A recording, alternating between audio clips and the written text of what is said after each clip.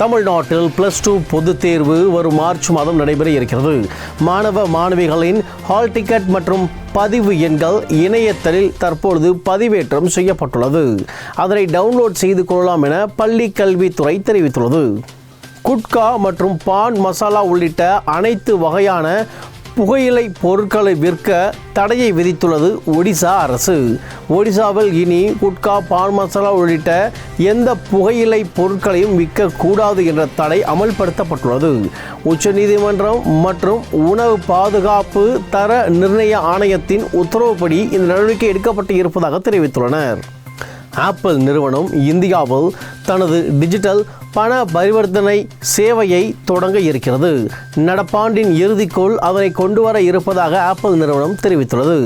PhonePe, Google Pay போல Apple Pay என்ற புதிய டிஜிட்டல் பண பரிவர்த்தனை சேவையை இந்தியாவில் ஆப்பிள் நிறுவனம் கொண்டு வருகிறது. வருமான இழப்பை சந்தித்துக் கொண்டிருக்கும் ஏர் இந்திய விமான நிறுவனம். ஏர் இந்திய நிறுவனத்தை டாடா குழுமம் வாங்கியது. 2025ஆம் ஆண்டு அகமதாபாத்தில் ஏற்பட்ட மிகப்பெரிய விமான விபத்தில் 243 பேர் உயிரிழந்தனர். இது இந்த நிறுவனத்துக்கு மிகப்பெரிய இடியாக விழுந்தது. அதிலிருந்தே பல இழப்புகளை இந்த நிறுவனம் சந்தித்து வருகிறது. அது மட்டுமல்லாமல் ஈரான் மற்றும் இஸ்ரேலுக்கு ஏற்பட்ட போர், இந்தியா பாகிஸ்தான் போர் உட்பட பல போர்களும் இந்த நிறுவனத்துக்கு பிரச்சனையாக அமைந்தது. இதன் மூலமாக இந்த நிறுவனம் இதுவரைக்கும் 15,000 கோடி ரூபாய் இழப்பை சந்தித்திருப்பதாக தெரிவித்துள்ளது. டென்மார்க் நாட்டினர் நன்றி கெட்டவர்கள் என பரபரப்பாக பேசியுள்ளார் அமெரிக்க அதிபர் டொனால்ட் ட்ரம்ப். 2ஆம் உலகப் போரின் போது டென்மார்க்குக்கு சொந்தமான கிரீன்லாண்டை பாதுகாப்பாக பத்திரப்படுத்தி டென்மார்க்கிடம் ஒப்படைத்ததே அமெரிக்கா தான். அவர்கள் தற்பொழுது நன்றி கெட்டவர்களாக மாறியுள்ளனர் என அமெரிக்க அதிபர் டொனால்ட் ட்ரம்ப் சாடியுள்ளார். 2ஆம் உலகப் போரின் போது வெறும் 6 மணி நேரத்தில் ஜெர்மனி இராணுவம் டென்மார்க்கை மண்டியிட செய்தது. கிரீன்லாண்டை பிடித்துவிட வரும்போது பல பொருட்செலவு, ஆயுத செலவை செய்து அமெரிக்கா தான் கிரீன்லாண்டை காப்பாற்றி டென்மார்க்கிடம் கொடுத்ததாக சுட்டிக்காட்டியுள்ளார். ஐரோப்பிய நாடுகளுக்கு கிரீன்லாந்து விவகாரத்தில் 20% கூடுதல் வரி விதிக்கப்படும் என அமெரிக்க அதிபர் டொனால்ட் ட்ரம்ப் கூறியிருந்தார். அதனை தற்பொழுது திடீரென நிறுத்துவதாக அறிவித்துள்ளார். பிப்ரவரி 1ஆம் தேதி முதல் அது அமல்படுத்தப்படுவதாக தெரிவித்து வந்த நிலைமையில் அதனை நிறுத்தப் போவதாகவும், பேச்சுவார்த்தை மூலமாக கிரீன்லாண்டை தன்வசப்படுத்த அமெரிக்கா முயலும் என தெரிவித்துள்ளார்.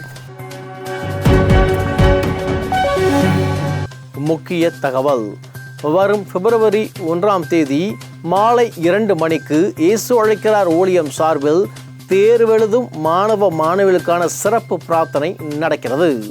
சென்னையில் இருக்கும் சென்ட் ஜார்ஜ் மைதானத்தில் வைத்து இந்த கூட்டமானது ஒழுங்கு செய்யப்பட்டுள்ளது. ஒவ்வொரு ஆண்டும் தேர்வெழுதும் மாணவ மாணவிகளுக்காக நடத்தப்படும் இந்த கூட்டத்தில் ஏராளமானோர் வந்து தேவ ஆசீர்வாதத்தை பெற்றுக்கொண்டு தேர்வில் 100% வெற்றி பெறுகின்றனர். ஒவ்வொரு ஆண்டும் ஏராளமான சாட்சியும் வருகிறது.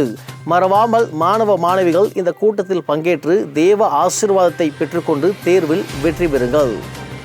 வரும் பிப்ரவரி 8ஆம் தேதி இயேசு அழைக்கிறார் சிறப்பு ஆசீர்வாத கூட்டம் கோவை மாவட்டம் பெதஸ்தா அரங்கில் நடைபெறுகிறது. சகோதரர் DGS தினகரன் அரங்கில் வைத்து இந்த கூட்டம் ஒழுங்கு செய்யப்பட்டுள்ளது. பேருந்து வசதிகள், தங்கும் வசதிகள், உணவு வசதிகள் அனைத்து ஏற்பாடுகளும் தற்பொழுது தயார் செய்யப்பட்டு வருகிறது.